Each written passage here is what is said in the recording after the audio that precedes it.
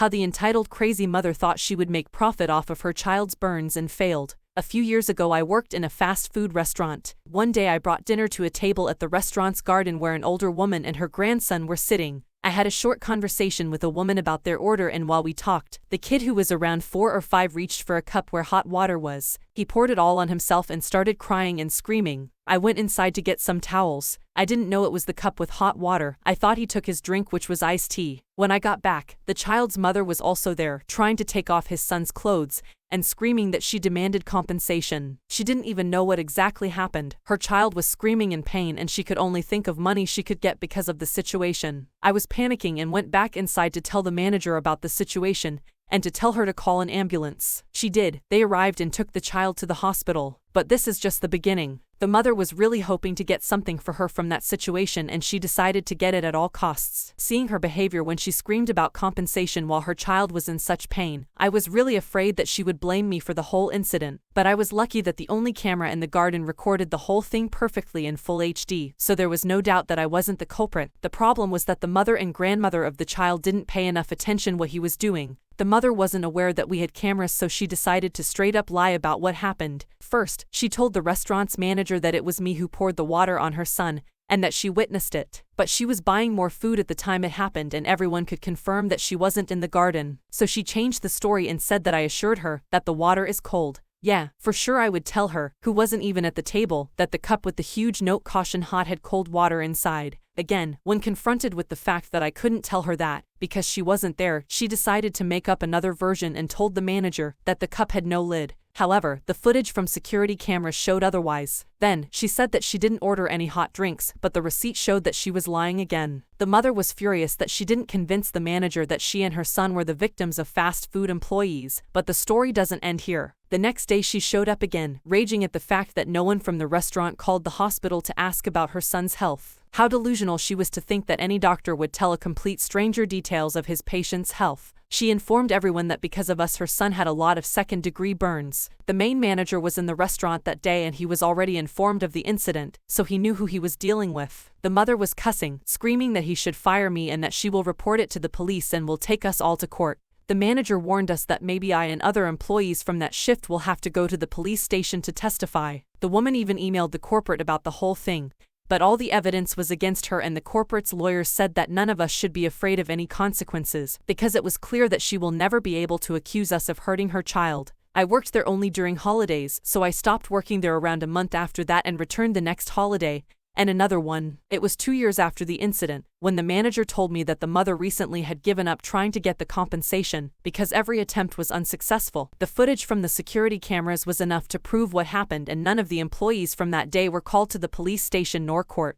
The petty thing about the whole situation with this mother who was so sure that she will be able to get a lot of money with her lies, the main manager told me that they would willingly pay for the boy's treatment, but they decided not to after she said so many bad things about me and other employees who had any contact with her before and during the incident. So she was left with nothing but hatred and medical bills. I'm only sorry for the boy who had to suffer so much, and his mother probably didn't even really care, especially that she wasn't able to make any profit off of it. Story 2. Last week I got the restraining orders against a so-called friend and her entitled children, 16 female and 15 male. This frenemy was once my neighbor. She was already renting a house there next to us when we bought our house. We were cleaning up before moving in. She came up to us and introduced herself. After a few pleasantries, she pointed towards our back of our house and said the other owners said we could have all the firewood they left behind, and when can we come get it? Hold on, the owners gave it to us as they were moving several states away. I told her no, we were told it's ours. She said but she needs it. I was miffed, but I called the other owner, Jerry, with whom we had become friends with. He said no way he said that. She then told me that Jerry and his wife B used to let her come swimming anytime she wanted to as they were always traveling. Well, it was J and B who did that, but I don't think we would like that. Later Jerry said no, we never allowed that. Gates were there for a reason, plus security cameras for a reason. Her third askance was if they can have the rolled carpet and a large armoire that she said they left behind.